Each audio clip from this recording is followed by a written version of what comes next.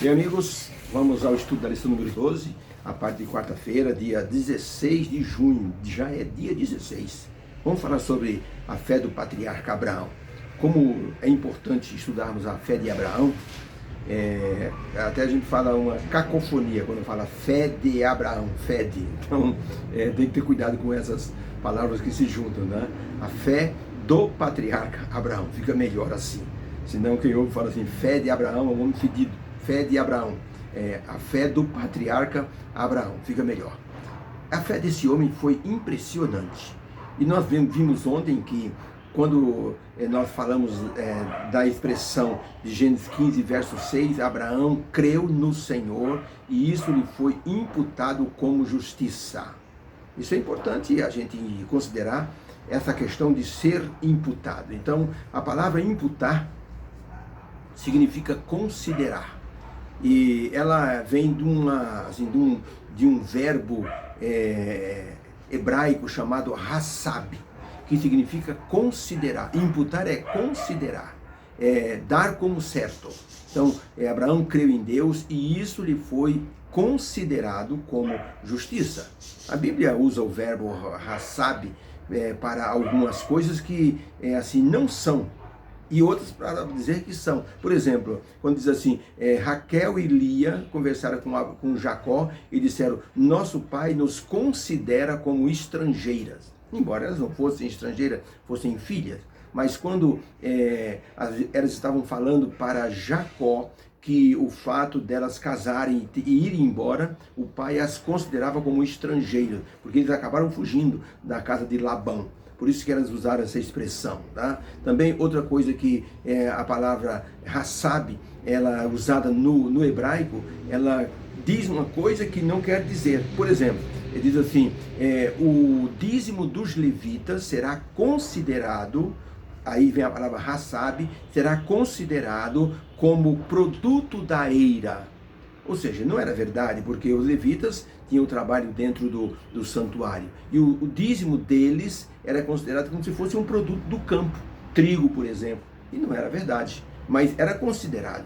Então, a palavra hassab, que é a palavra imputar, na nossa língua portuguesa, significa considerar. Então, quando diz assim, Abraão creu no Senhor e isso lhe foi imputado, hassab, como justiça. Foi considerado como justiça. Imputar significa considerar que aquela pessoa ou aquele objeto, ele tem aquele valor.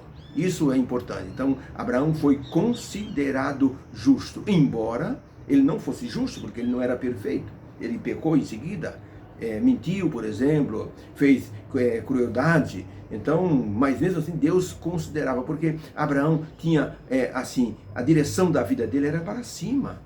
Isso que é importante. Deus olha a nossa vida não em um momento. Deus olha a nossa vida assim, de uma posição inteira, do começo até o fim. Então Deus vai vendo a direção em que nós estamos indo. Por exemplo, se você pegar Saul e Davi, quem pecou menos? Saul pecou menos do que Davi. No entanto, o que acontece? A direção da vida de Saul foi para baixo, até chegar numa consulta ao próprio diabo. A direção da vida de Davi era para cima. Davi caía, levantava, Davi caía, pedia perdão, ia para cima. Ou seja, a direção da vida de Davi era para cima. Por isso era considerado justo. A justiça era imputada, era considerada. Quando a gente lê a história de Abraão, parece que ao ser imputado, dá a impressão que ele recebeu assim um dom especial e ficou melhor. Não foi isso. Na verdade, Deus considerou, o olhar de Deus para Abraão era um olhar de que era um homem justo. E é o mesmo olhar que Deus faz para nós hoje, na nova aliança. Por que nós estamos falando de Abraão? Porque a experiência de Abraão serve para a gente hoje. Quando a gente olha para a cruz e vê Jesus morto por nós, e a pessoa diz, eu creio. Mas o que significa esse crer? Esse crer tem, assim, desdobramento. Significa que Deus olha para nós, você creu, então eu vou imputar, eu vou considerar que você agora é justo. Apesar de não ser santo, justo não significa santo. Significa uma pessoa que Deus concedeu um direito especial de perdão, que se chama justificação. Por exemplo, justificação é considerado assim, você está lá no fundo do poço, aí você olha para Jesus. Então Deus fala assim, se você creu no meu filho, acredite, Senhor, no sacrifício de Jesus. Aí Deus pega você lá do fundo do poço e te coloca no pódio, no primeiro lugar.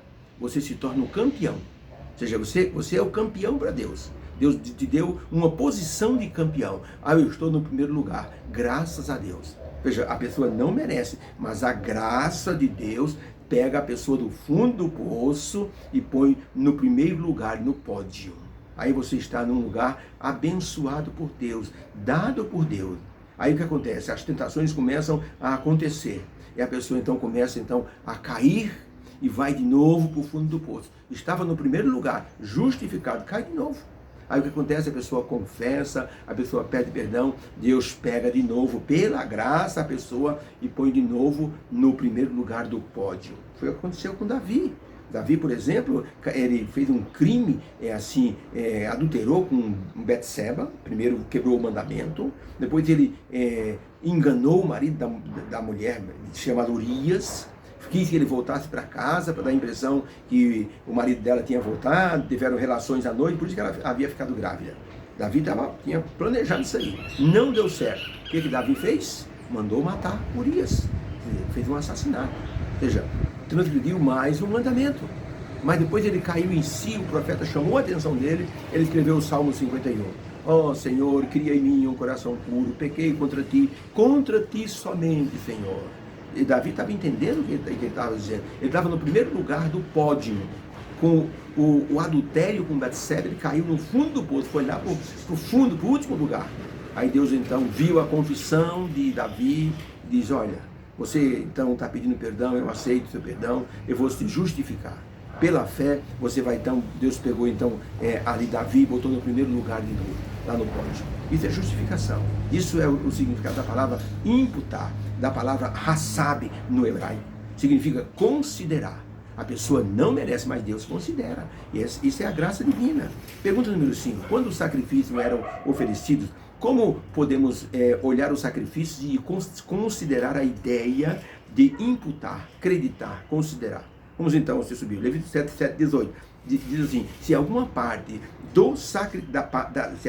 da carne do sacrifício, da oferta pacífica, se comer ao terceiro dia, aquele sacrifício não será aceito, nem será imputado àquele que tiver oferecido. Então, primeira parte aí. Como é que essa passagem, falando de comer uma parte do sacrifício de uma oferta pacífica no terceiro dia? Deus disse o seguinte, olha, se você oferecer uma oferta de gratidão, você tem que, uma parte da oferta você vai ter que comer, que seria, no caso de um cordeiro, um dia depois. Passou disso, não serve mais. Uma oferta por um voto, que era chamada oferta pacífica, é o que diz Levítico 7, verso 18, o voto, a pessoa fazia um voto, Senhor Deus, se meu filho conquistar esse lugar, eu faço um voto que eu vou oferecer um sacrifício a ti. Aí o filho conseguia aquela vantagem, aquela bênção. Então a pessoa agora tinha que cumprir o voto.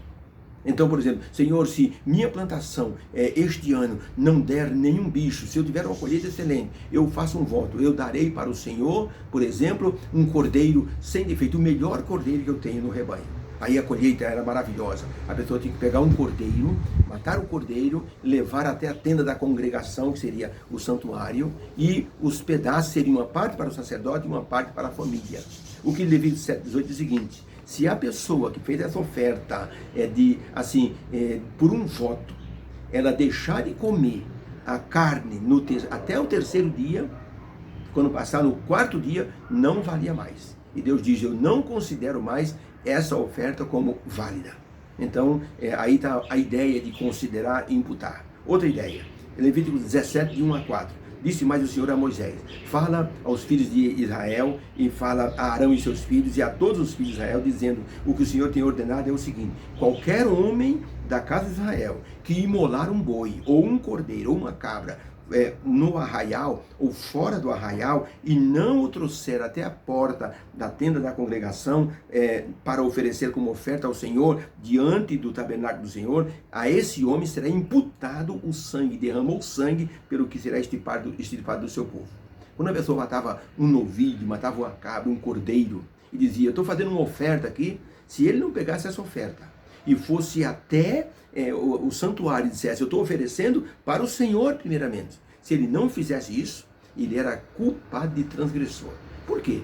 O que acontecia? Quando a pessoa matava um novilho, um cordeiro, uma cabra, a pessoa tinha que fazer isso, e fazia isso dedicando ao Senhor. Vamos dizer, a pessoa estava lá com os amigos, de repente dizia assim, ó, por todas as bênçãos recebidas, vou matar esse cordeiro em gratidão ao Senhor. Sou grato a Deus. Ele tinha que pegar esse cordeiro e levar lá na porta do santuário e falar, eu estou oferecendo a Deus. O sacerdote dizia, então, está ok, pode levar. Se a pessoa não fizesse isso, era considerado transgressor, podia até ser expulso do arraial. Sabe por quê? Porque esses animais eram símbolo, o sangue, por exemplo, era símbolo do sangue de Jesus. Se a pessoa não levasse diante do tabernáculo, não mostrasse para o sacerdote, era um desrespeito para o símbolo maior que era Jesus Cristo. Então é por isso que Deus dizia, tem que levar e oferecer diante do Senhor. Aí depois pode levar para casa, mas tem que estar diante do Senhor, porque fez um sacrifício. Você invocou o simbolismo da pessoa de Jesus. Então Deus disse, se você não oferecer diante do tabernáculo, você pode até ser assim expulso do arraial. Isso, ou seja, será imputado uma culpa para a pessoa. Daí então a expressão maior, o significado da expressão imputar, considerar. No primeiro caso, nós vimos, tinha que comer a oferta por um voto até o terceiro dia. Aí Deus considerava como sagrado, como a oferta foi válida. No caso aqui de matar um animal fora do arraial, ou dentro do arraial, dizendo que era um sacrifício e não levasse na frente do santuário, era imputado uma transgressão para a pessoa.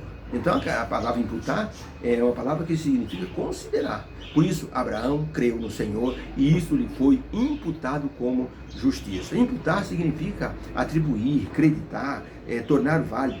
Então as regras para o sacrifício e as ofertas pacíficas tinham o simbolismo de Cristo Jesus. Por isso não poderia ser desrespeitado de forma alguma.